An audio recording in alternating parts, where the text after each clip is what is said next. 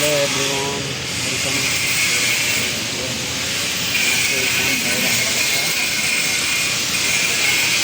काम भइरहेको छ यहाँ पुरै तापानी वेल्डिङ तापानी यहाँ चाहिँ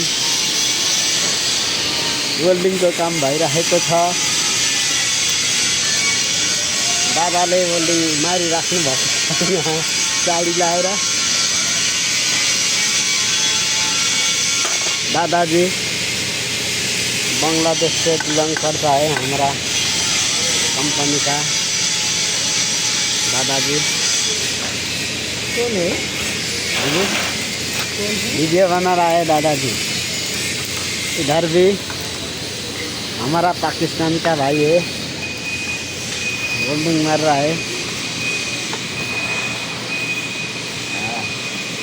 काम ऐसा यस्तो हुन्छ विदेशमा वेल्डिङको काम यस्तो रहेको छ। यहाँ 12 इन्चको सिएसको पाइप छ। यो चाहिँ 12 इन्चको सिएसको पाइपमा टिक वेल्डिङ भइरहेको छ। टिक हप्तासम्म चाहिँ टिकले गर्ने, त्यहाँपछि यसरी आर्क मार्नुपर्ने हुन्छ। हप्ताको बादमा फिलअप ट्यापिङ। यो भ्यानलाई चाहिँ प्रपरली बन्द गर्नुपर्छ। त्यो छ। यो चाहिँ मैले भर्खरै मारेर बसेको यो वेल्डिङ यताको चाहिँ म पर्सि मार्छु। मेरो मेसिन यहाँ भएको छ।